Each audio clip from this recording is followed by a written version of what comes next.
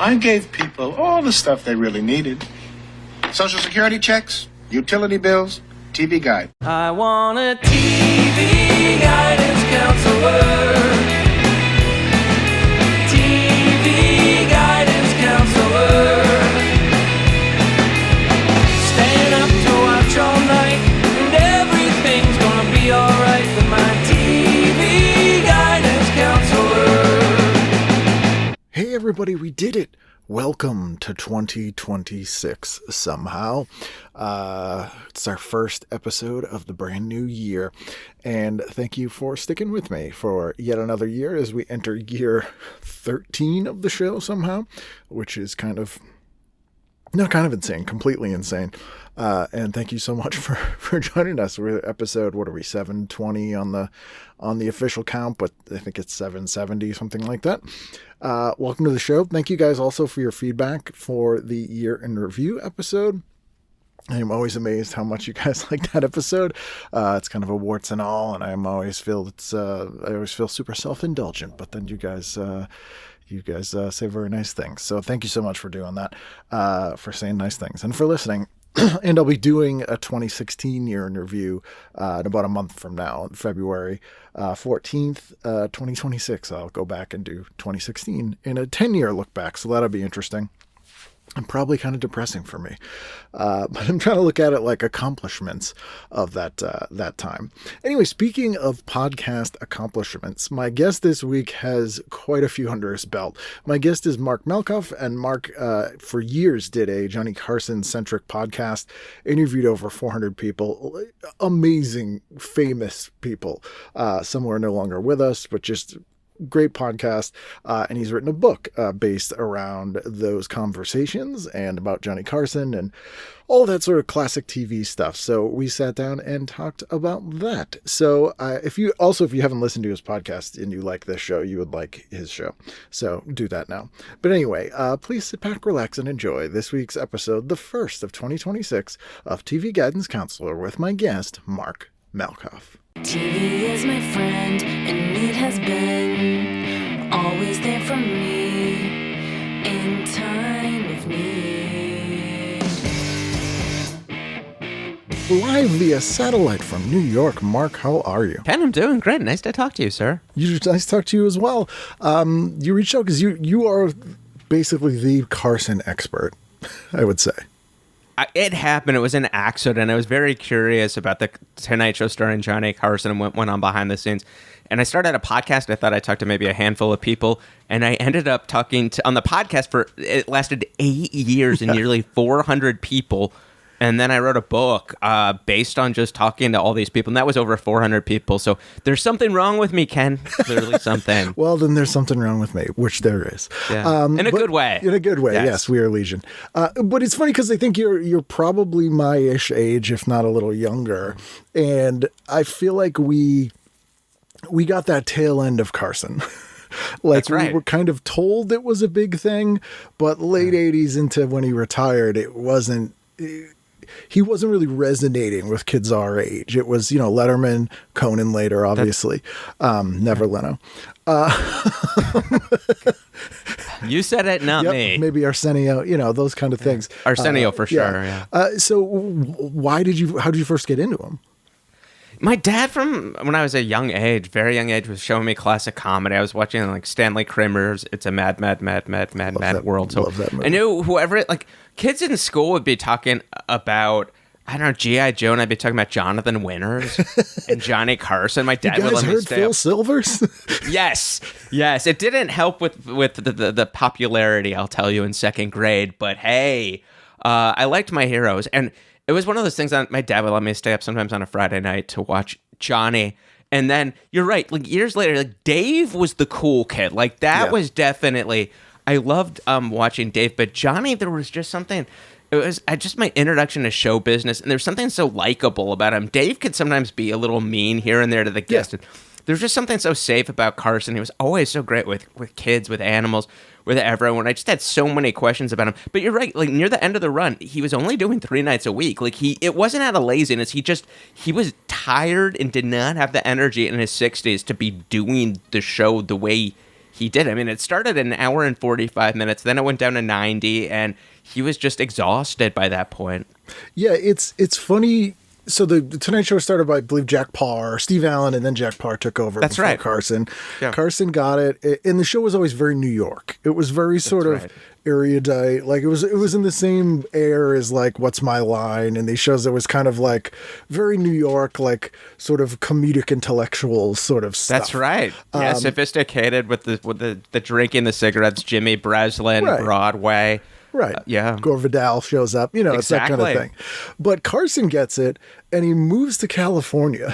And that it didn't quite cause this, but it was sort of a symptom of the time where LA was always movies. It was never a TV production place. New York was the TV town, some Chicago. That's right. And once Carson went there for the Tonight Show, it was like, oh, now just TV's there. All TV's there now.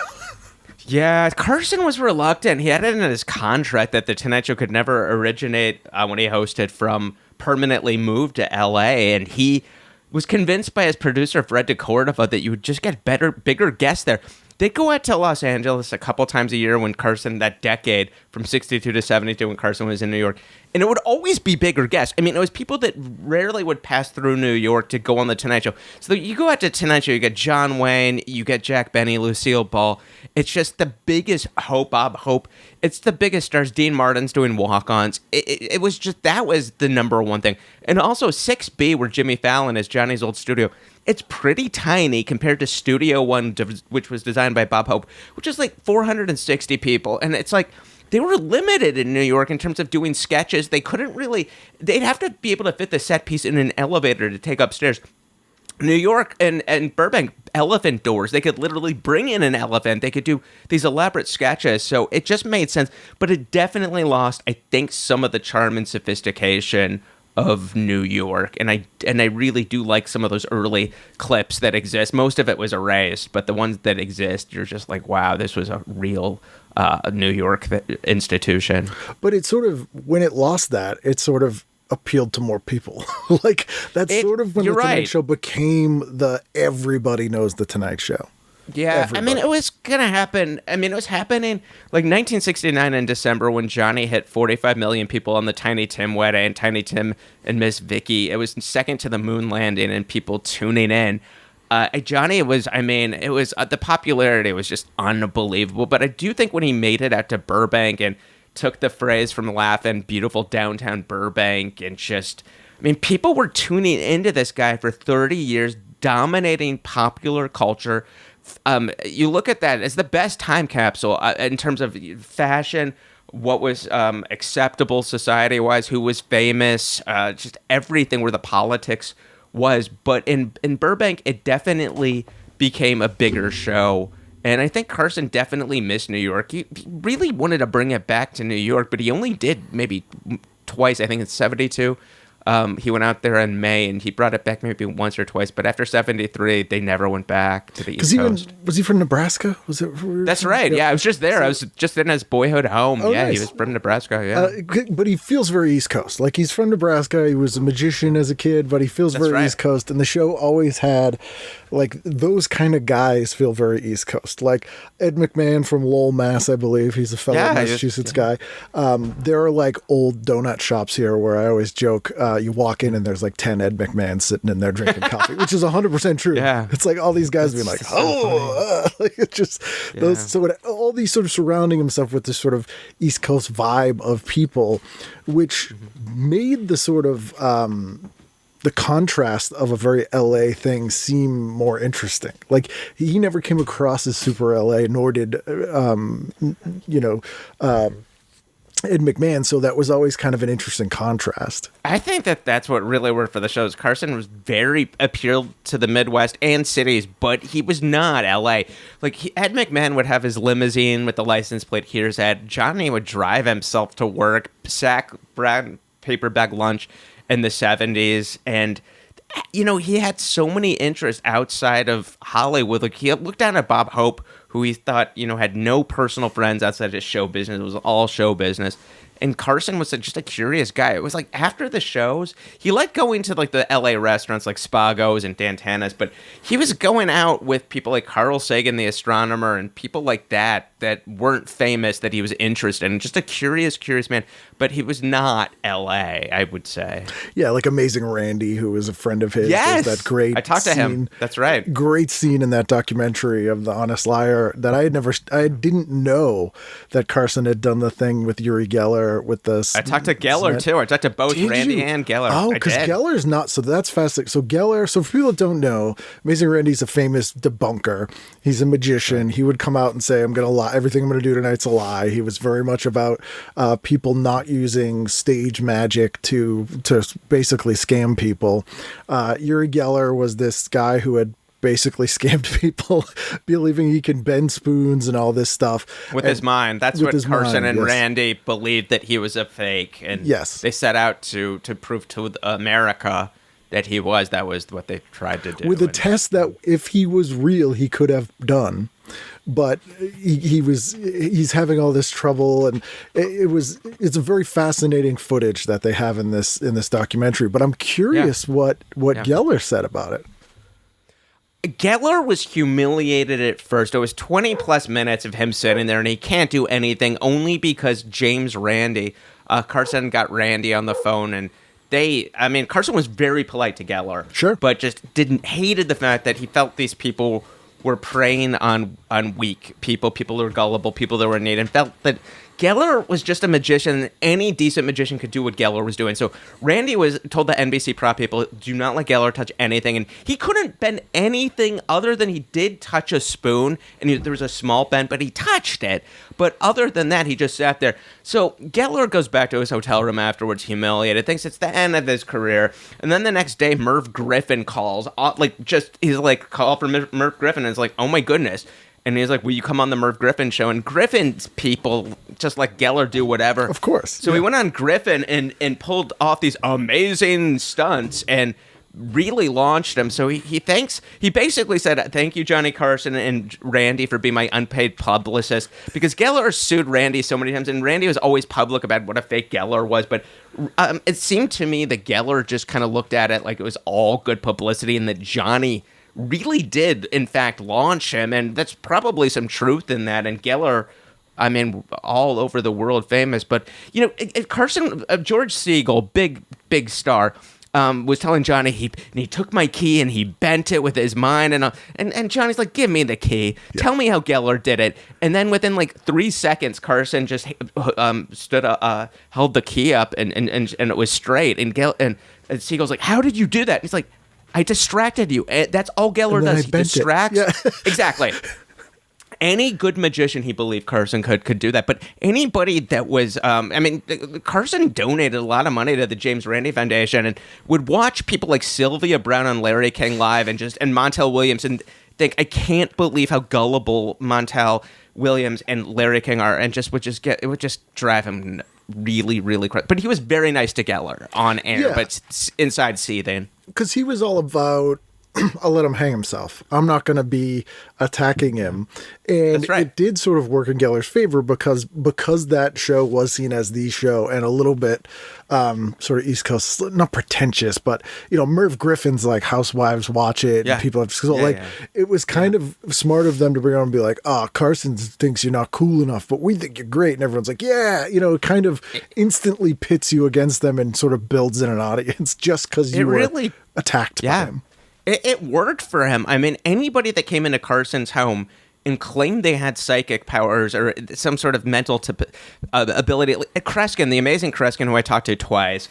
Carson, after one of his appearances, said, Kreskin, how did you do that trick? And Kreskin said, I don't know how I did it. Claiming he had mental powers, and Carson never had him on again. He was like, I'm done with him. And then Orson Welles, who Carson was another magician, was guest host in the show and said, Carson, I'm going to do a mentalist Kreskin routine. Carson on his day off, this is Wells, a big star guest host in the show. Carson has a disguise on, shows up unannounced in the back of the back of the studio to watch this. And he discovers that as Wells is doing this mentalist routine with the audience, that there's two stooges in the audience plans. And to Carson, that was so dishonest, then went against the Magician's Code, and he banned Wells from doing the show with him and guest hosting. So, yeah, Carson had very high standards. That's the thing too. Like you said, Montel and Larry King are gullible, but I feel like they weren't. I feel like they just didn't care. They were like The ratings went up. Yeah, like that was the thing. Yeah, when Sylvia Brown went on, people were watching, and Carson was just fascinated with these certain televangelists that were just preying on people, and him and Randy would just study these people, but it just repulsed them that they would make these claims. But I think you're probably right. Like I sat down with Larry King, and he told me he was skeptical as well, but sometimes him just being a host, he just went along with it. But in terms of ratings, I'm sure it worked in their favor. What was it like with Larry King? Like because Marlon Brando has some very, very interesting history with the Tonight Show as well. But That's right. I must quote the Marlon Brando Larry King interview like almost once a week because it was so it was amazing. insane. Larry King, I asked him about it. I was like, Brando was so playful with you. And he's like, that's the word playful. They're singing songs. Give me a kiss, Larry. Yeah. Contractually, Brando had, when he wrote his book, he had to do an interview, and he did it with King, and it was just so much fun. And I had Kevin Nealon on the podcast, and I mentioned that John Travolta was friends with Brando, and whenever Travolta would go to Brando's house, he's like, we're going to watch the tape. And it was Kevin Nealon and Travolta. Travolta was hosting Saturday Night Live playing Brando, and Nealon was Larry King. They were spoofing that, and Brando just thought it was the funniest thing. Together. It was really, really good. But that Brando interview with King was great. King got there and he's like, I'm only going to give you a half hour. And then he was just really into King. I think got a kick out of what I knew and just my questions, and he gave me more time, and he was really into it. It was so amazing to sit down with a broadcaster of that stature here. Somebody that really knew Jackie Gleason, Sinatra, all these amazing stories. Yeah, I mean, Brando is one of those people that I always kind of joke just like to fuck with people, and no one ever said no or called him out on it. So he just like eventually went nuts, like a little bit like Bill Murray. Yeah, or in the beginning, I mean, Carson, they're both from Nebraska, Carson and Brando, and they, they were definitely friends. I mean, Brando went to Johnny's office, did the show in 64, 68, and was going to do it near the end of Johnny's run, and they talked on the phone about it, but Brando really wasn't doing TV and was a little bit conscious of his appearance and stuff, but Brando is endlessly fascinating. Yeah, I've sort of collected Brando stories on this show that always amuse me. Like Frank Whaley's in the Freshman with him. Sure. And Frank's like, for whatever reason, he thought I was like cool. So he'd like make he'd make some weird Brando demand, like, I'm not doing this till you get me a quart of milk or something.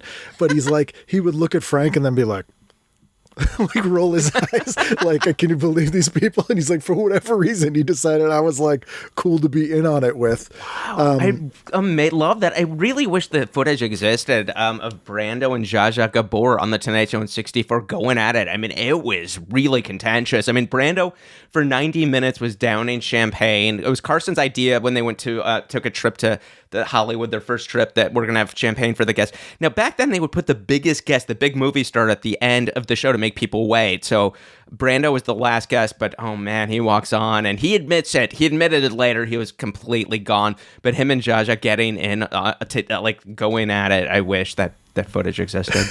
We should have someone recreate it. We could use animation to recreate that. Sure. Yeah, and that's the thing too. Like these shows, so I think the thing that people loved about Letterman was he kind of went back weirdly to the Jack Parr and Steve Allen, let's do weird stuff.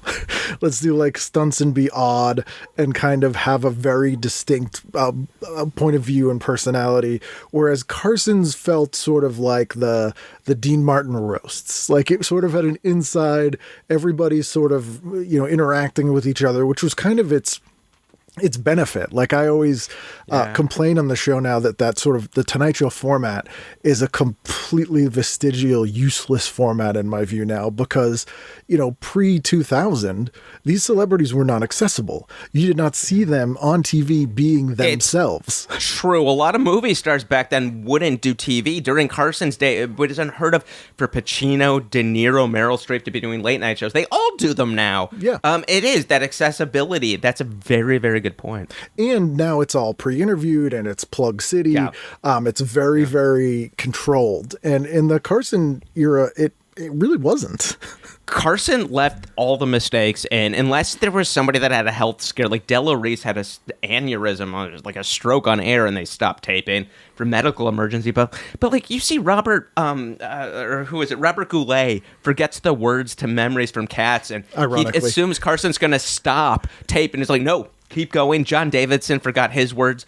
No, you're going to keep going. And there was a charm to that when the mistakes would get in. Now they would stop tape and go over, but it was as much live to tape as possible. And especially back then, like when you had people like George Papard, who thankfully got his alcohol issue. He talked about this publicly. He got it under control. It took a long time. But, I mean, when he was drunk on The Tonight Show battling Paul Williams, the singer, it's really hard to watch. Probably Paul Williams also drunk. Paul Williams had his own substance abuse issues, no doubt. And Paul Williams was so funny, but George Papard called him a midget. Paul Williams stands up and is ready to fight George Papard. I mean, it got really ugly. And then Johnny runs, kind of like leaves the set. And then it's Ed McMahon is like between the two of them, sitting between them.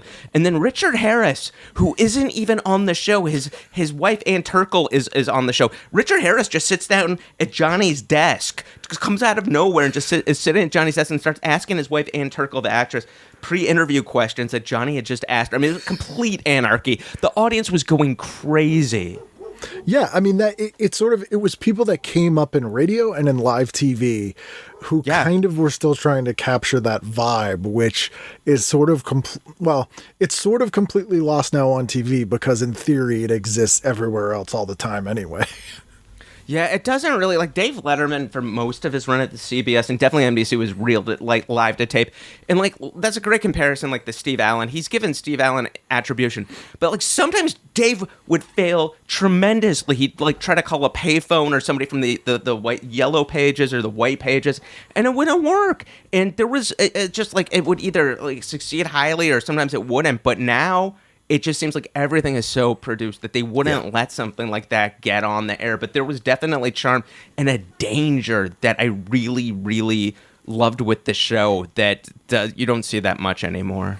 Yeah, it's there's so many directions that are going. I want to talk about Saturday Night Live because that sure has a huge connection with Carson. It exists because of Carson.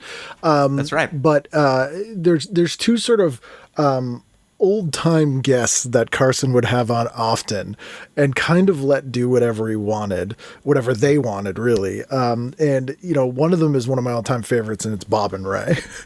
And the Carson footage of Bob and Ray, and, you don't see Carson laughing that much on the show that often, but he is dying every time Bob and Ray are on.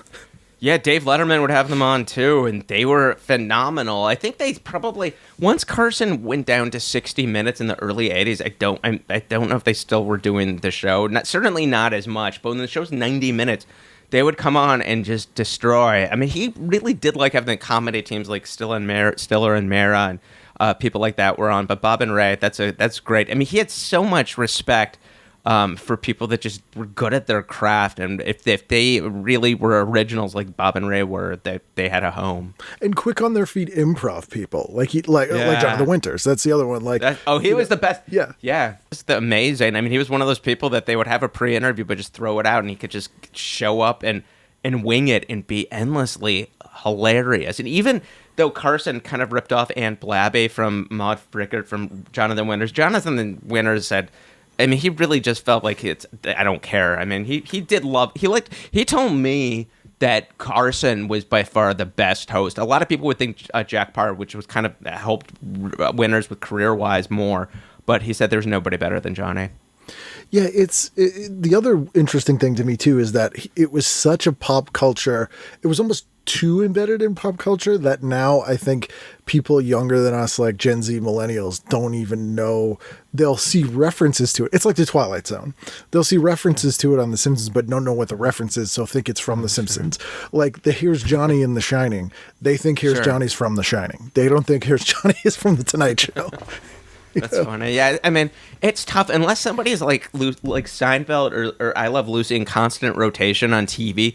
People forget pretty quick. I mean, Ellen DeGeneres and Rosie O'Donnell, biggest people in daytime, and Rosie said younger people do not know who she is. And Ellen, if she does stick around, even though she was the biggest thing in TV, in a couple years, same thing's gonna happen. And inevitably with Carson, it has. But I mean, just the fact that on YouTube that Carson has several billion views, the official channel has over 1 million subscribers. People miss him. I mean, the work holds up with certain guests, especially like Rickles and Rodney Dangerfield.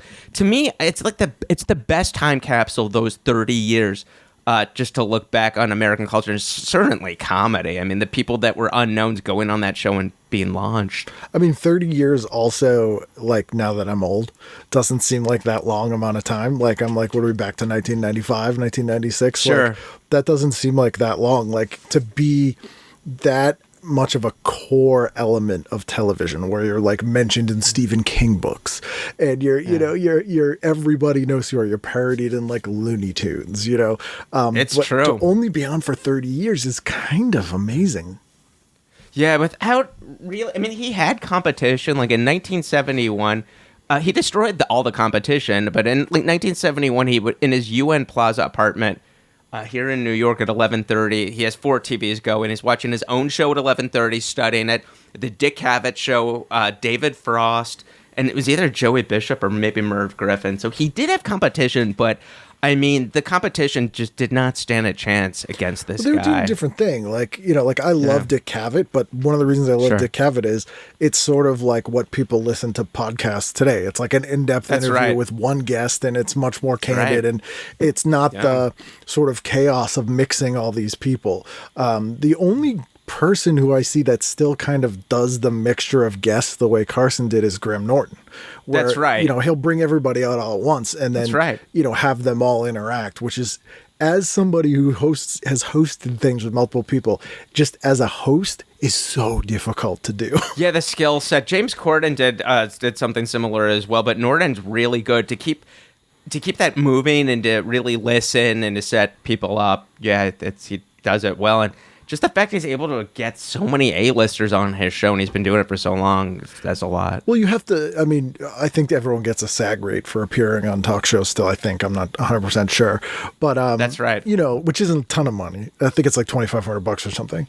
But so really all you can have to offer them is like, if they'll have fun. You know what I mean? That's so right. Like for that show, like they're like, oh, this will be fun, whatever. Yeah, go out there, promote something, and hopefully have fun. And yeah. So the sort of history of Carson with SNL is sort of and some listeners probably know this. You certainly know this. Carson used to be reruns of Carson on Saturday nights. That's right. And either he got tired of what they were paying or they didn't want to pay for them. They were like, we're tired of putting these Carson reruns on Saturday nights. There was something where they're like, we're not going to do it anymore. We need something in this slot. Yeah. And that's where Saturday Night Live came in. So they were kind of literally the child of Carson in a lot of ways. It's true. I mean, Johnny just thought the Tonight Show was on, at that point it was 5 nights a week, 90 minutes, and then it was on Saturdays, 90s. Like, there's enough Tonight Show. I don't want it on Saturday nights anymore. So then a 29-year-old Lorne Michaels and 29-year-old Dick Ebersol go to Carson's office, and they have to get his blessing to do this new show that they're calling Saturday Night. And Johnny just wants to make sure it's not going to be like his show with the same type of guest. And they said, we're going to do rock music, all these things. And Carson's like, you have my blessing, go ahead. Carson did not anticipate that after 8 episodes that Chevy Chase, this unknown guy, would be on the cover of New York Magazine. And he was, they said, the likely successor to Johnny Carson. And Chevy said something like, I would not want Johnny's job or something like that. So Carson took offense to that. There were some words back and forth. And then Jane Curtin on Weekend Update made fun of Johnny Carson, something about the show's been dead for years. And Carson those things really got to Carson. Chevy Chase wisely, after he left the show, and I think 77 or 78, wrote Johnny an apology letter. And that really did do a lot for Carson, and asked if Chevy's like, could I come on the show? And they did. They had him on, and they became good friends. They played poker together for decades and hung out. So that's a happy ending. But then it was the Dana Carvey sketches written by Robert Smigel, where they portrayed Carson as senile and kind of out of touch, that really upset Carson. That was one of the catalysts for Johnny to retire. Yeah, that's like 91, 92. It was, they did him as Carson, or he's like weird,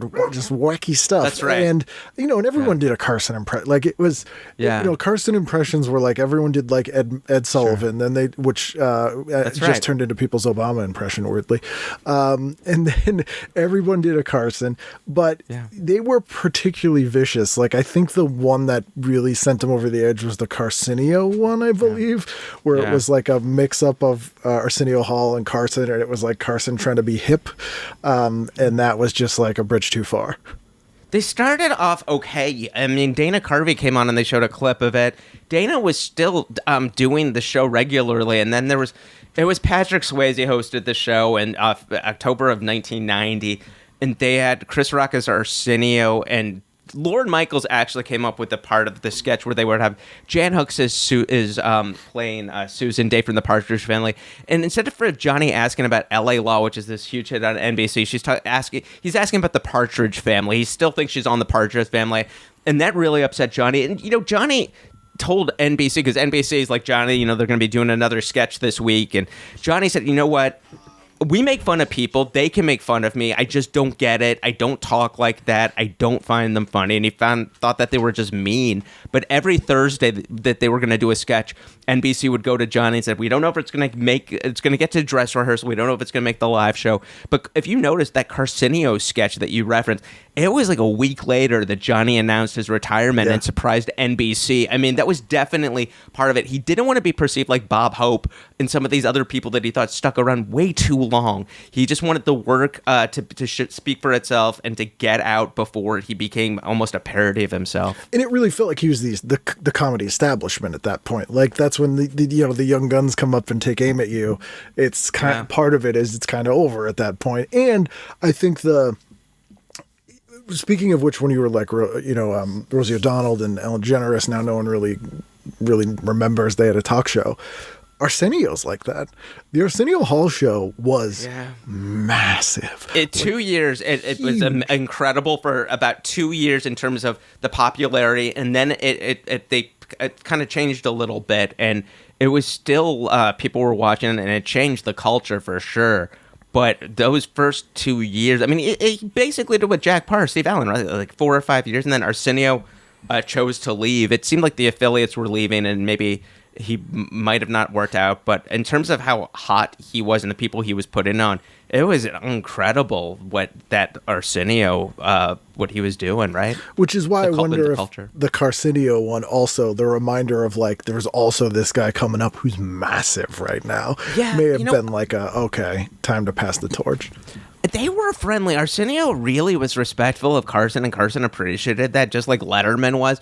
And Carson's ratings were still higher than Arsenio. Sure. It was just Saturday Night Live, and a sketch said, this card says right here that Arsenio, that your ratings are higher than ours, and you're going to overtake our show, which never happened. I mean, it was just a joke. But Carson, to his credit, one of the young producers said, why don't we have like cool MTV camera angles and try out all this stuff? But Carson, to his credit, never deviated. It would have been easier for him to start dressing differently or having booking, but it was still like Tony Bennett, Joe Williams, Angie Dickinson, people that were on there, and they refused under principle to have young people that were actors. For the most part, they felt they did not have life experience to share. They would, like someone like Tom Cruise, like Arsenio would have, and like Carson is like, what am I going to talk about? Like somebody like Michael J. Fox was great. Like he could do it. Tom Hanks is an unknown Drew really Barrymore, charmed Joey Lawrence. Yeah, there were some that could do it, but for the most part, they just wanted people that were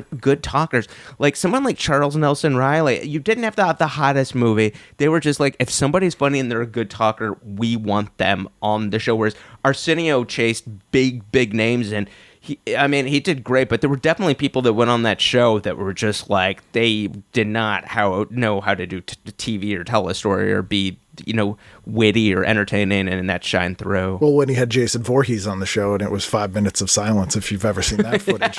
Oh my goodness. Yeah, it was so different from Carson. They'd have the WWF wrestlers on the show. It was just stuff that you would never really see on Carson's show, and Arsenio again for those 2 years or whatever. And then, he had, a longer run than that. But in terms of like being on the cover of magazines and just the culture, it was revolutionary. It really was. Because people had taken shots before. Like Alan Thicke literally came out specifically gunning for Carson. Like the ads for Thick of the Night were like, look out, Johnny. Like they were literally like big mistake. Huge thing, which one of my favorite ever SCTV sketches is when they do Sammy Maudlin tries to renew his show as Maudlin of the Night.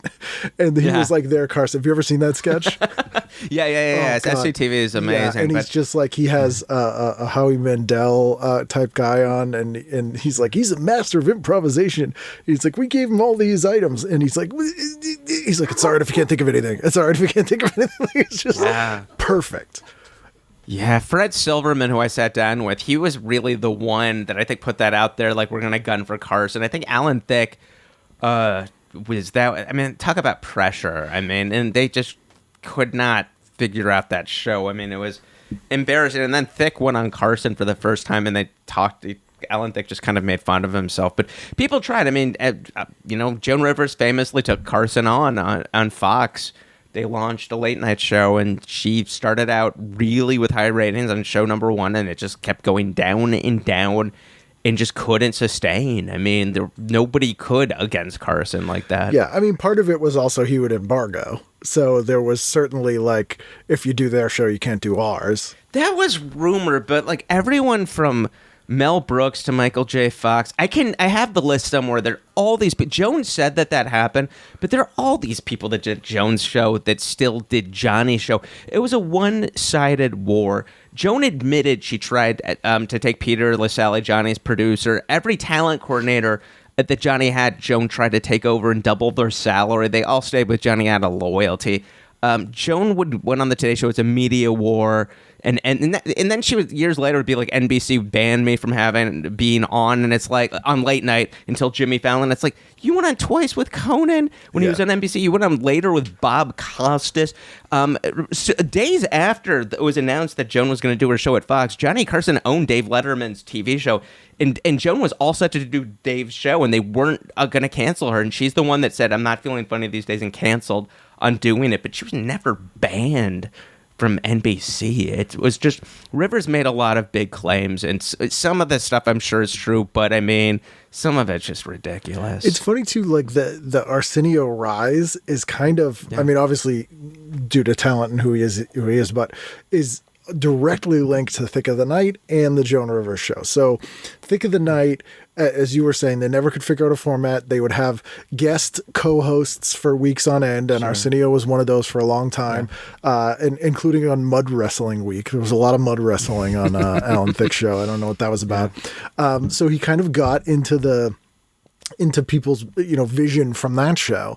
And then Jones' show, as it started to tank, they had more and more guest hosts on to try figure out, including Arsenio, who's going to replace her. And for more or less, that Joan Rivers late night show morphed into the Arsenio Hall show. Yeah, Arsenio was doing really well, and he wasn't really at the point. Some people would say the strongest stand-up, but is in terms of host and in terms of charisma and in terms of wit, he was phenomenal. And I think Fox really at that point kind of blew it, because they could have given this guy his own show, and then Paramount, they didn't, and Paramount took him, and then because Fox has never figured out a late night Chevy show. Chase. And then and then they put, of course, all 26 episodes. And then they put Arsenio there, syndicated by Paramount, and it's like, oh my goodness. I mean, it was just, in terms of ratings and in terms of how much money Arsenio was making, so you can make way more money with syndication. I mean, it was just, yeah, it was one of those things where I just don't really get. I don't know. I'm sure there's an explanation why Fox didn't sign him for something, but it all worked out. But yeah, the Joan thing was tough. It was like something like 10 months, and that was it. My other favorite guest that Johnny would have on that clearly, like, just I see him laugh more than anyone else is Albert Brooks, rightfully so. Oh yeah, but yeah. I've heard Albert Brooks is one of those people where he would be like, just come do whatever. Like there would be kind of no oversight. It just got to the point where I think Albert Brooks was just like, it was got to be where Johnny wanted him all the time. And he just was, I don't know if he ran out of material or how much pressure it was, but yeah, he was one of those people that wouldn't really test this stuff out. He'd have an idea and just go out, and he was amazing. I mean, he was supposed to he never guest hosted the show. He was supposed to, it was in TV Guide, 83 he was supposed to, and then he had to go to the hospital with kidney stone, and that's when they gave it to an unknown Gary Shandling, who had been on the show but had never guest hosted, and he was only the second guest host in the history of the Tonight Show, other than Dave Letterman, is an unknown to guest host the show. So it was a big break for Shandling, but Brooks never came back to guest host. I would have really liked that, but I think some of those Brooks clips are unbelievable. I mean, the anniversary shows inevitably, so many of them would have Albert Brooks included. And when they started SNL, they offered Brooks the permanent hosting slot before they decided they were going to do the rotating host thing, which would have been terrible. And I love Albert Brooks. And I don't know how Albert Brooks would do as a talk show host. I don't think he would probably do it. I mean, in terms of wit, in terms of funny, in terms of humor, I think he just would have zero interest in doing it. My guess is he probably could pull it off, but it's such a grind. I mean, it's interesting where people are like, why doesn't Tina Fey have her own late night show? Why didn't she ever try to do that? Or certain people like Chris Rock had a show on HBO, but it was like once a week. The 5-night-a-week thing miserable. Is punishing grind. Yeah. People that have tried to do it will say, do not attempt this. Gary Shandling, they wanted to make him permanent guest host, and he turned it down because he said being on TV, and he turned down the 12:30 slot that went to Conan. He said being on TV 5 nights a week is brutal, and it changes you as a person, and not for the best. And that is why so many of those big people that have been offered those type of shows, like Chris Rock said, when he was offered the Daily Show, he said, I'll do it for 1 year, and that would have been fun. Now they did rotating host back then. But yeah, after a year or so, it's like, I mean, Jon Stewart has the best gig, right? Once a week. I mean, that's that you can do that. But yeah, just so many people turned it down. I mean, famously, when they wanted to cancel Conan, I mean, Dana Carvey said no, Shandling said no, Greg Kinnear said no, Rosie O'Donnell said no. I mean, it's not everybody. It's not for everybody. Yeah, Alan Havey was in the running for that as well. Alan Havey's great. He had that show on Comedy Central, and it's really, really funny. Yep, audience of one. It's interesting. I'm trying to think of the last person in America who did like a Tonight Show style show that I really enjoyed. And I'm not counting Conan, because even like the Conan Tonight Show I felt was like a weird, it was like a weird fan fiction in a lot of ways. But I think it was, to me, probably Ferguson, who was doing stuff that was like, he might do an episode where it's just one guest. He might do, like, you had no idea what he was going to do. It was interesting. He had the Jack Parr, the conversational thing where they would throw out the pre-interview a lot, and he could wing it and be really, really charming. And I got to talk to Peter Lasalle, who's Johnny's producer, who's the one that chose Ferguson for the gig and produced him. And they cut their writing staff. I've never heard this on a late night show in half. They had all these writers, and we was like, we don't need them, and they just didn't have as many writers, and it worked for them. I mean, yeah, Ferguson, like a lot of them just couldn't take it anymore. It seems that's kind of like what I heard, that it was just he was burned out. I mean, it's for Carson to really do that for 30 years, and Letterman is kind of like a miracle that they could get through it. And Dave, I mean, and Conan, I mean, definitely they had their issues just with being exhausted all the time. But I mean, Johnny Carson, I can't imagine an hour and 45 minutes when he started doing that show. And then weekends, NBC had him to the affiliates. And doing all these luncheons and dinners, but it's absolutely a punishing grind. Dick Cavett, and I think it was Time Magazine, Life Magazine, said it's like for Carson, it's being hosting the Tonight Show is like going to 200 cocktail parties in a row and being the life of the party at each one. Like you just have to exude so much energy. He never seemed like he was phoning it in. I will say that he would always, like, Letterman definitely spent a couple years phoning it in. He wouldn't go to rehearsal. Yeah, Dave wasn't going to rehearsal. Johnny would protect his energy. He was like a quarterback on Sunday starting. He'd be working on the show at home all day from the time he got up, but he wouldn't go into the office until an hour or two before because he thought being around people would zap his energy. No lunches with people on show days, and just really protected that energy. As an introvert, being around people in the office would take his energy away. He knew it. So he would just really save it. He wouldn't really say hi to the guests beforehand. Jay Leno did that. And he just really, even during the commercials, Johnny wasn't really talking to the guests to protect his energy, and also the spontaneity. He thought you just save it for air. But yeah, Johnny, during those 60, 90 minutes, I mean, the staff said you could just feel the sparks, the energy coming off. One of them said shaking hands with Johnny during the show was like shaking hands with a nuclear reactor. I mean, he just saved it and did all the energy, and then he was wiped, and then back to Bel Air, back to Malibu. I mean, there's as a Boston comic and sort of a nerd for the history of Boston comedy, like famously the very first, the person who put Boston comedy on the map was Stephen Wright getting the Tonight Show. Gosh, and it's funny when you see guys here who I often make fun of, like Lenny Clark, and the real, like, what's the fucking deal with this piece of shit type Boston, very Boston-y comics were very angry. We're like, well, I'm the Steve big guy. Sweeney. Where's my thing? Yeah, it's Sweeney, those guys. But it's like, you don't understand how unique Stephen Wright is here, and how if you guys got on at that time, it would have just not. It would not have made the impact. Steven told me, I got together with him and we got very emotional talking about the whole Carson thing, but it never occurred to him that he would have gotten that. Peter LaSalle almost never booked the comics. It was this guy, Jim McCauley, and Peter was looking at colleges with his daughter and just went to this. They had this, the Ding Ho, they had this article and they in the newspaper, and Peter just wanted to check it out and booked Steven, and I mean, it was, in terms of a debut, it was unbelievable. And I love the fact that Stephen Wright told me that on the anniversary of his Tonight Show debut, he always calls Peter LaSalle to thank him. And when Stephen Wright won an Oscar for Dennis Jennings for short film, he thanked Johnny Carson and LaSalle, just the loyalty that Stephen Wright had. But I think you're right. Like, I'd never seen, and I don't think anybody's, that style that he had was so unique, and just that debut he just crushed it. Fully formed. In terms of, I can't think of another comic that did the show that was remotely like that. Yeah. It was really special. Is there a favorite person you got to speak to when you were doing the podcast? I think maybe for a couple reasons. I really liked talking to Mel Brooks just because he was on Johnny's very first show, October 1st, 1962. And Mel was doing routines that he had done back in the New York era, all for me in his office in Culver City. I'm like, you've got to be kidding me. And I grew up on Mel Brooks stuff. I just always loved him on Carson. And I know that he is so hard to get to say yes to do these things. His best friend Carl Reiner, who I'd just been with in his home in Beverly Hills, told Mel, you got to talk to this kid. And that's the only reason. The first thing Mel says to me is like, you know what? I don't do many of these. I'm like, I know.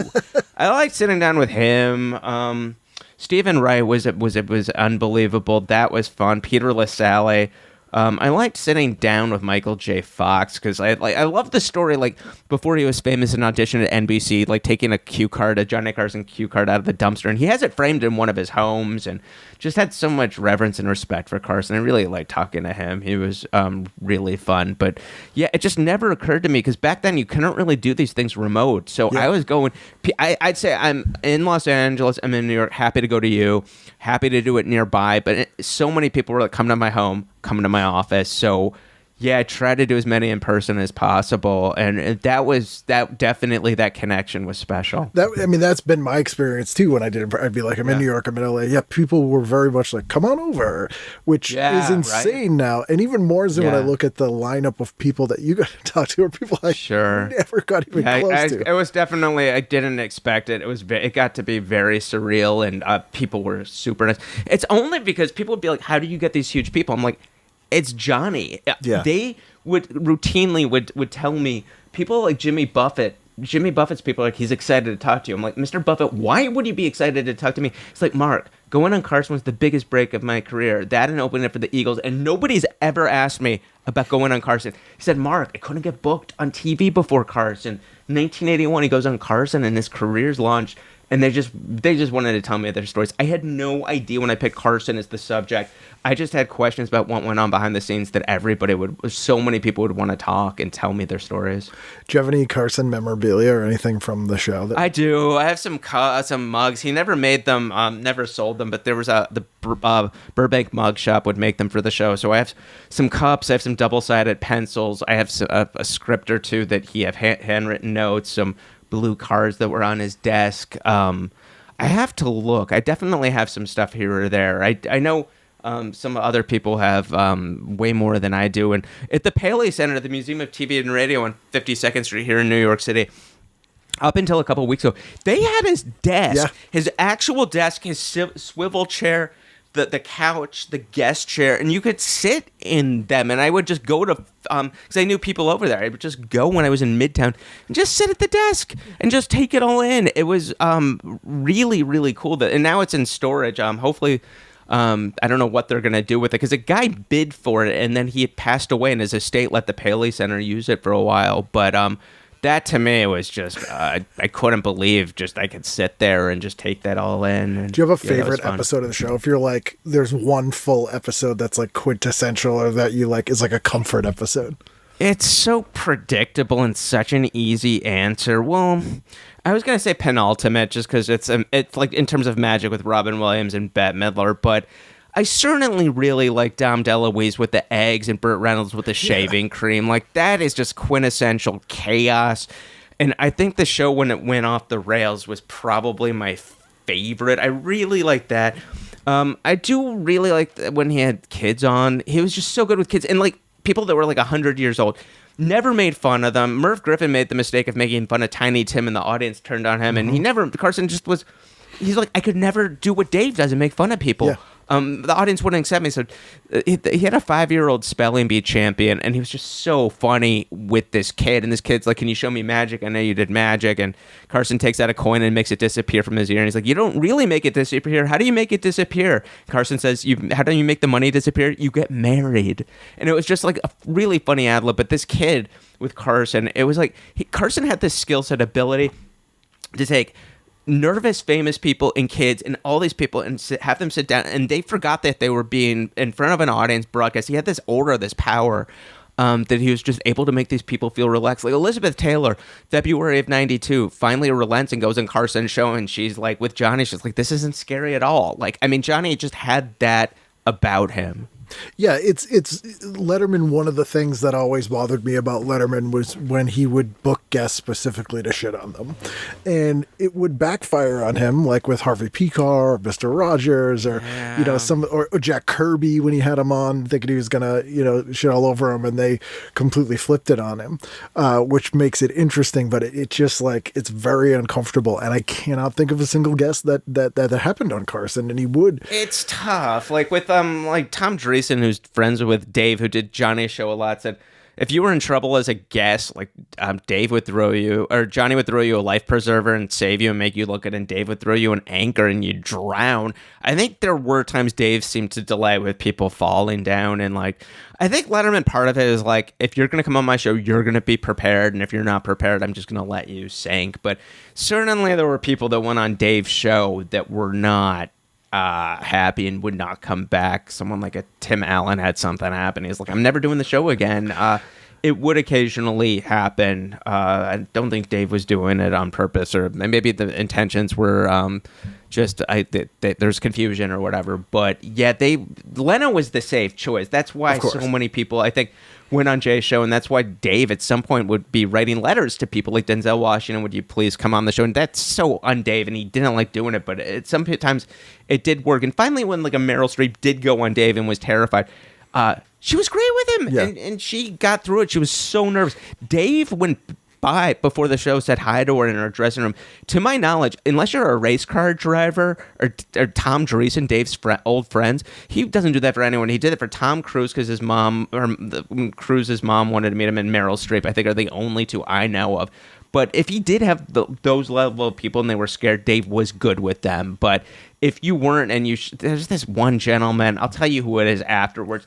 It is the biggest train wreck where Dave lets this guy flounder. And afterwards, he was really, really embarrassed. And it's on YouTube, and you can watch, and you're just like, "Oh my goodness, this is tough to watch." Yeah. And that was, I think, Dave was not happy that he went off the pre-interview and tried to be funny and didn't find him funny and just let him sink. Yeah, I mean, in those cases, it gets very evident that Dave was a stand-up, because you get that thing where stand-ups go, "Oh, you think you're funnier than me?" It gets like that weird competitiveness, and then it's like, "I'll see you fail." But you mentioned Tim Allen, and Tim Allen, who I'm not a fan of, I will say outright, famously never got on The Tonight Show, right? Well, this is the deal. Jim McCauley, who was the gatekeeper, didn't think Tim Allen was funny. He would do really well at Hermosa Beach at the Comedy Magic Club, but there were a lot of comedians that just were not into him and that just really didn't get him and didn't think that even though he would do well with the audience, that he wouldn't do well with the Tonight Show. McCauley just didn't find him funny, so Tim Allen tried for years to get booked, and it wasn't until Home Improvement was a top 5 show. And, I mean, Tim Allen was huge that The Tonight Show relented, and they wanted him on, but they didn't want him to do stand-up. Yeah, panel, right? They wanted him on the panel, and he had enough clout because that show was so huge that he demanded that he did stand-up. Or he was like, "I want to do stand-up." And he did okay. He did okay the first time doing stand-up, and then he came back a second time, and he wanted to do stand-up, and he just didn't seem prepared. And Carson was like, "You know what, it went a little bit different this time." He was very polite to Tim Allen talking about it afterwards, but... and then after that, I don't think he came back, but that might have been near the end of Carson's run. I don't remember, but yeah, that was definitely somebody that McCauley did not want to put on, and the show was reluctant to let do stand-up, and he got by on the first one. The second one, it just was not. Yeah, well, it's that thing, I think Seinfeld says it in Comedian, where he's like, you'll get by for like 2 minutes just being famous for 2 minutes, but then you actually have to be funny. But here's a pet peeve of mine. What are your thoughts on this? Anytime a stand-up is on TV, they make them hold a microphone, and I absolutely hate it. Like if a stand-up's hosting SNL, they'll be holding a microphone during the monologue when no one else does. I'm like, why do we need to do this? Like people won't know they're a stand-up? I find it strange because it's like back in the day on Carson, it happened so...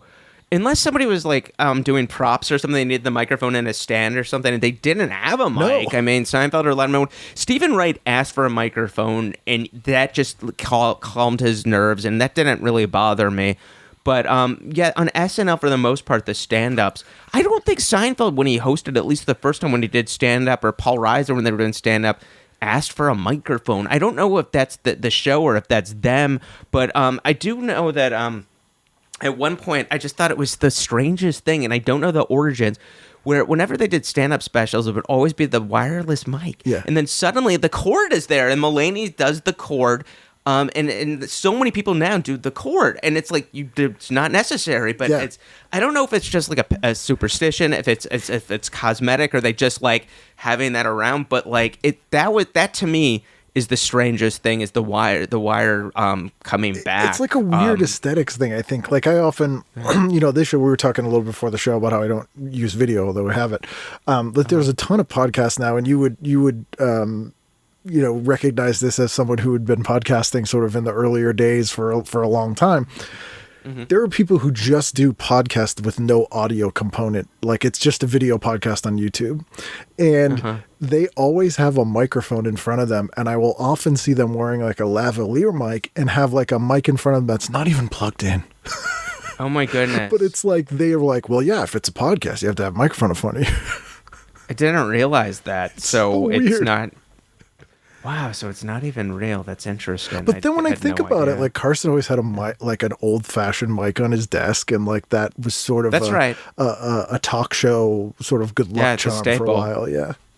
Yeah, it became a staple, but that's interesting. Yeah, I'm trying to think. There was something else, a comparison of something like that. But yeah, it is very strange when SNL, it seems like you're right. Like every stand-up, they give them the mic. That's a good Like observation. people won't know they're a stand-up or something. Weirdly, SNL, when someone's doing a monologue on that show, they're doing stand-up even if they're not a stand-up. So then they have stand-ups.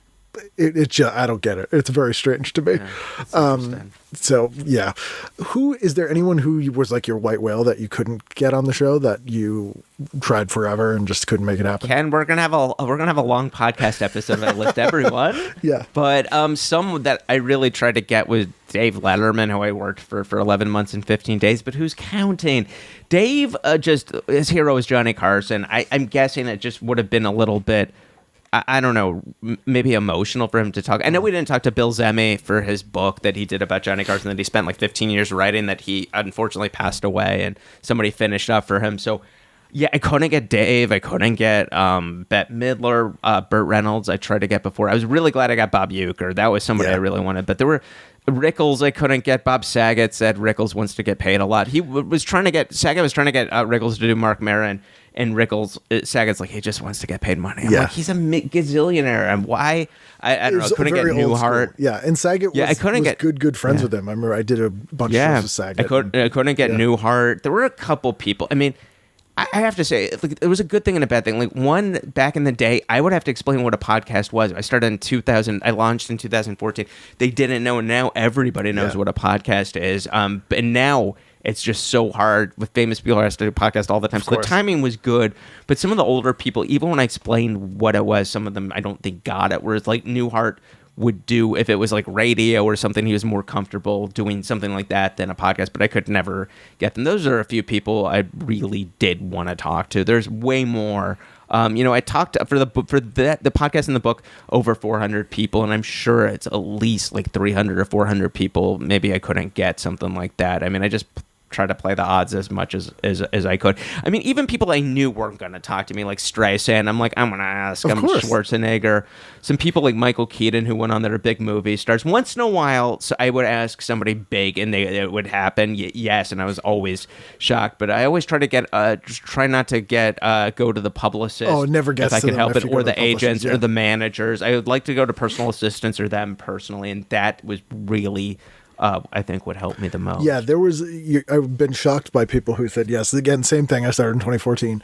And if you got to the person, oftentimes they would say yes. But and I had people who, like, I remember Dolly Parton was like, I don't know. I wanted her. I don't have time to do this, but good for you for asking. You should keep asking people. Like, it was like a lot of people don't even ask, apparently. Yeah, it's better to ask. Like Sinatra asked Larry King in his Larry King did Sinatra's last TV interview, and Larry King's like, "Why don't you do more interviews?" He's like, "Nobody asks," and I'm like, "Larry, do you really think that is true with Sinatra?" He's like, "It might be like the pretty girl at the dance or like nobody asks out." I'm sure that some of it, but I'm sure Sinatra was asked all the time. And his people might not even. His people got asked. It never went to him, so he probably never got asked. My favorite rejection was from Albert Brooks's manager. Oh wow, Herb Nanis. Herb, and the email just said, "This won't happen, Herb." I couldn't get Albert either. I mean, I tried. I couldn't get him. I tried, but again, it's one of those things where. I'm gonna, I mean, it did take me 5 or 6 years to get Angie Dickinson, 5 or 6 years to get Diane Cannon. It was just once a year or so, just being like, you know what, just checking in. Yeah. Here's an episode that I did that I think you might enjoy, and this is what I'm trying to do, and seeing that's a positive. And then all the names that have done it so far, and I was able to get them eventually. Yeah, I mean, often really those great. people would want to do it, and then just their schedule, like it was very hard, especially when we were doing it in person. It was like very difficult to get their schedules. Absolutely. I have this long list of people who said yes that we were going back and forth, and then they usually, unfortunately, passed away. Was like Alan Thicke was one of them. Whoa, I almost got him too. Yeah, he was one of them. I was really upset. I really wanted to talk to him. Ron Glass is a big one that I was like, oh man. Olivia Newton-John, that was one. It was like I tried to get her. I couldn't get her. She said yes, but then we couldn't make it happen. So yeah, it's always weird. I was like, I was emailing with that person. now they're dead. Yeah, it's unfortunate. That's who, if you were going to do a podcast or a book about another entertainment subject, what if you have one? Do you have one on deck? An entertainment.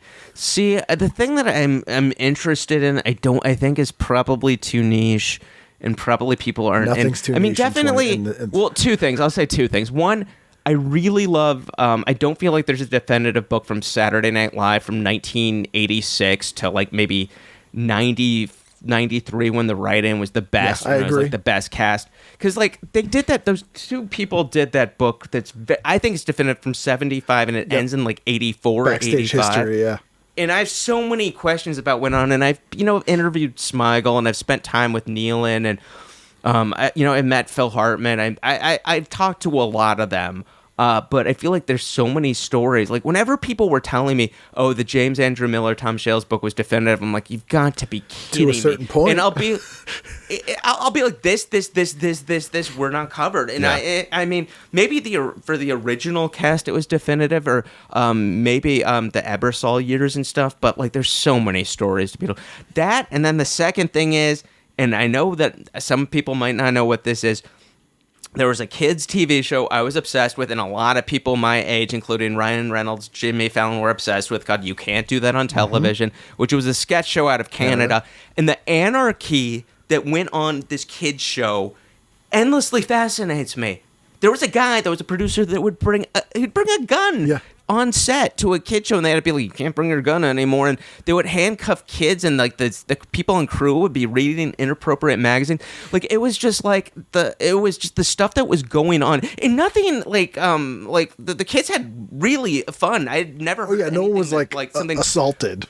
Yes, yeah. The kids loved doing it, but like in terms of like what was going on, like the original recipe for the green slime, where they would put sausages, bangers in the recipe, and it was making the kids sick. Like, it was just, like, unlike anything that would ever happen now, and it was just culturally, I find that show so fascinating that they were able to get on. And, like, like, they had, like, the teacher was, like, was it Mr. Schindler? Like, it was Hitler? Yeah. Like, they were basically, and he had, like, the kind of, like, the Hitler mustache thing, like, and they had the firing squad, where they would be, the kids were about to get shot, ready, aim, fire, like, in terms of, like, the stuff that got on that could never happen today on a kid's show, just fascinating. I've talked to Christine McGlade. She was great. I've met her before. Yeah, I talked to her and stuff, and I've heard some of the stories. I've been in touch with them. This is very strange. Like, it was my dream when I was a little kid to go on that show and get slime. Of course. And I was the last person to ever be slimed in that studio. They had a reunion in 2003, I think, or 2004. Slime Con, and I went there, and they chose two people to get slimed by the original person in the studio. This is in Toronto? Which doesn't exist anymore. This is in Ottawa or Ontario. I'm in the studio, and it's the guy who would dump the green slime on them, and I was the last person to ever be slimed in the studio. And Christine McGlade's there, and a bunch of people, and then I go to the shower, to get this, and it's the shower that they all would use back in the day and stuff. So it was amazing to be a kid that was their dream, to go on that to be there and get the slime, and I was the last person. I mean, checked it off the list. It was like Mr. Rogers. I was obsessed with Mr. Rogers, and I had this instinct. I mean, I need to get to Pittsburgh, and I talked my way in. It was a close set. They let me go, and then 4 days later, he announced his retirement. This was November of 2000. Unrelated. I went 4 days Not later. Because of you. He announced. I know, yes. And I got to see Fred do the Neighborhood of Make-Believe, and he was in all black doing all the puppets, and I'm like, I got to get this in. Since I was 2, I was obsessed with going to Mr. Rogers, and I got it in right in the nick of time, and that does seem to be a theme sometimes in my life. Was Les Lie dead when they had the slime con? Les was alive. He was legally blind. He was alive, and we would talk on the phone, and he was so charming. I had written him a letter. I'd met him at SlimeCon, and then I would call him in Canada, and he was such a gentle, nice man. And I loved talking to him. I haven't talked to him in a while, but David Newell, Mr. McFeely, Mr. Rogers, we'd talk on the phone, speedy delivery, Mark. Yep. And I'm like, this is the coolest thing ever. okay, this And happened. Francois So, on the show. Clemens. Yeah. Yeah, definitely. That's great. Super nice guy. Yeah. Very interesting. Yeah, because That's amazing. Mr. Rogers was one of Yeah. those people that I put in a category of like Henson, Elvis, Yeah. people where you're I like, yeah. agree. I just really wish Betty Aberlin, who I got to know, who was really nice to me, I really wish she would have. They tried to get her to do the documentary. She's one of the rare people that has some issues with like Fred not giving health insurance allegedly and certain things, and they wanted her on, and even like Joanne Rogers, Fred's widow, said the guy wasn't a saint. I feel like the media has made him out to be this guy, but in terms of a kids host and his dedication to children and overall a wonderful guy, I just really do wish for the documentary they might have had. I think she would have been great if she would have, and she chose not to, which I totally respect. And she's very nice and very wonderful. I'm just speechless at you getting into the set. That's unbelievable. Oh yeah, that was. I mean, just the fact that I could go there and watch him do the neighborhood of make believe, and I could spin the museum go round, and all the puppets were there, and I really wish Johnny Costa, who did the piano, was still around and he was still alive. He was gone by then, but yeah, what a run Mr. Rogers had in terms of longevity and, such a amazing man. And he is one of those people, when I told my friends that I was going to Mr. Rogers, and I was so excited, I was flipping out. None of them got it. None of them were like, they're like, why are you? And then now it was after he died a couple of years later. Now people are like, oh my goodness, you went to Mr. Rogers, and they see the pictures of me visiting him in the Tom Hanks movie. I will tell you this, there was no excitement or... He did not get the credit when he was alive. No, he didn't. He went to Dartmouth to speak at graduation, and there were college students that were like, really, Mr. Rogers? They were publicly on TV and writing letters into the paper, like, this is such a lame speaker at graduation. Really, Mr. Rogers? There was a lot of that, so it wasn't until he was not on this earth, unfortunately, that I feel at least the real love came for him. Well, I think the world and that got is unfortunate. Worse, and we miss those things. That's interesting And it's perspective. Like yeah. I sort of in the last couple of years have developed the theory that people have like 3 phases in life, and it's like you love Mr. Rogers. You think Mr. Rogers is stupid and you make fun of Mr. Rogers, and then you love Mr. Rogers again and you feel bad for thinking he was stupid and making fun of and Mr. then you Rogers. come around. Yeah. Then you come around. Everybody. Yeah, there was something comforting. When I moved here to New York to go to college and didn't know anybody and was scared out of my mind, I could sit there in the dorm room in between classes, and it was always a rock. He was always there. And yeah, I mean, when he did die, there was an outpour. There were certain people that just were so devastated. But again, the cynicism was there, I think, from some people. And the love. It was nice that the love came eventually for him. And he's, become this beloved figure. But I really do wish he would have seen that. Like, Johnny Carson certainly knew. I mean, I think he underestimated, like, when he made his final TV appearance on Dave Letterman's, he did a cameo on Dave's, Dave was in Television City in Los Angeles, and Johnny came on to do a top 10 unannounced. I mean, Johnny had he knew people missed him, but like the people on their feet for a solid minute just cheering, and Johnny impromptu asked Dave if he can sit down at the desk, sits there, and he's going to ad-lib a line, can't even get a line out because it's so thunderous, and leaves. And he was just blown away. And Rich Little told me he ran into Johnny in retirement, and Johnny's like, you don't still do me in your act, do you? And he's like, of course I do. You're one of the biggest responses. And Johnny's like, they still remember me?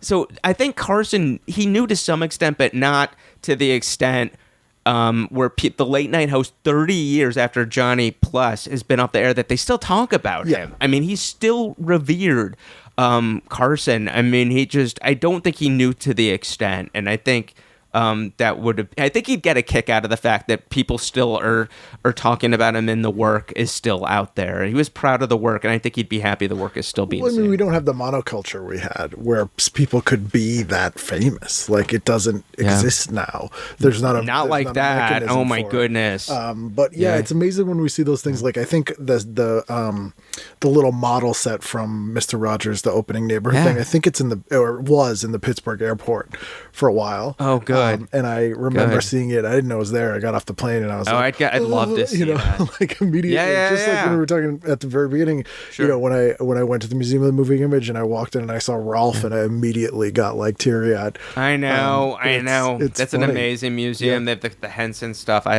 I would agree. I got to go because I worked at a Kaufman Astoria, a couple TV shows. I got to go on the set of Sesame Street, and that is one of the rare times where the A-list celebrities will walk in and become little kids, and like a little bit. Sometimes they could be jaded in the industry, and they've just become little kids again. And just to see Mr. Snuffleupagus hanging from the ceiling, and Big Bird, and just everything. It was I when I got to go a couple times, I recognized how special this was. I'm going to take this in, and I cannot believe I'm here. Yeah. I mean, the Henson stuff's a whole other conversation I could talk about forever, but like the quintessential story to me is I talked to John Cleese for a day. People at home playing TV guidance counselor bingo is my Cleese story. But, I talked to him about hosting the Muppet Show, of course, which was the first sketch show he did after Python.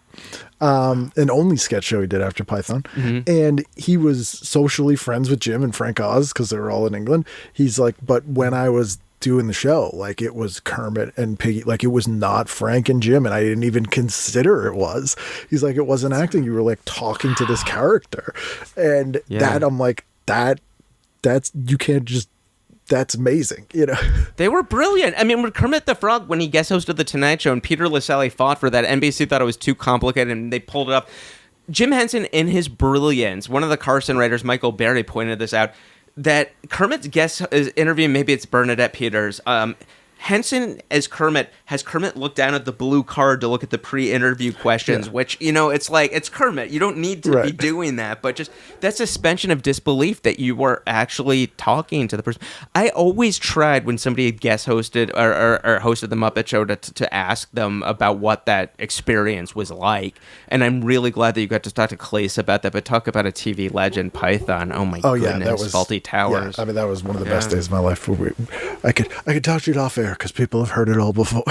But that's very cool. No, I love the fact that you got that. That's very cool. But this has been great. Thank you so much for doing the show. Thank you, Ken. I'm Again, glad that you got to do it. I'm honored. I reached out to you. You got right back at me, and I'm so nice that you had me on. I'm grateful. Absolutely. And as I said, you've accomplished so many things I wish I could have. And the book is out, and people can buy it. And I want to. When's the next book? Are you gonna do another one? Oh my goodness! I'm interviewing over 400 people over 4 years. I think I might take a bit of a break. I'm not sure. We'll see. But if I please have an intervention. If I say I'm going to do something and talk to over 400 people. I mean, I can't believe that Definitive happened. Book about the Police Academy series. You can. Michael Winslow will not talk to me. The Goot. Oh my goodness. David Graff is no longer with us, but there are some people that are still. I've done shows that's with hilarious. 4 Police Academy people. I think 4 people. Oh my goodness. Who did you work with? Michael Winslow a couple times. Yeah, of course. Sure. He's David amazing. Spade. Whoa, yeah, of course, because the skateboarding. Yep, a Bobcat. Yeah, of course. A bunch of times. And then in Mission Miami Beach, the screen debut of Todd Barry. I didn't know that. That's very, Him very funny. and Carrot Top are in it. Wow, I thought you were going to say like Hazarinsky or something like that. No, I never met okay. Hazarinsky. Yeah, I never have either. I've never heard. Bobcat's He's good really, friends really with him. nice. He still talks to him often. Who is? Bobcat. Good. Yeah, I tried to get Bobcat. Bobcat Carson wouldn't book Bobcat because he wouldn't book somebody that was in character where the audience couldn't really tell if it was a character or not. Like Super Dave Osborne was okay with Bob Einstein because it was so obvious this was a character. Like Emo Father Phillips Guido was weird to Sarducci. Yes, Emo wouldn't get booked. Gilbert wouldn't get booked. But Bobcat tells the story at one point when he was doing Shakes the Clown. There was all this controversy that Carson did try to book him, but that Bobcat already committed to Arsenio and wouldn't, just didn't want to burn bridges and stuff. But I love the fact that you got to talk to Bobcat and the Police Academy. Oh yeah, Bobcat's great. Super good dude. Yeah. Well, thank you so much, and I'll put links in the show description for everybody. Ken. But thanks for doing it. I'm grateful. Thanks. This was fun.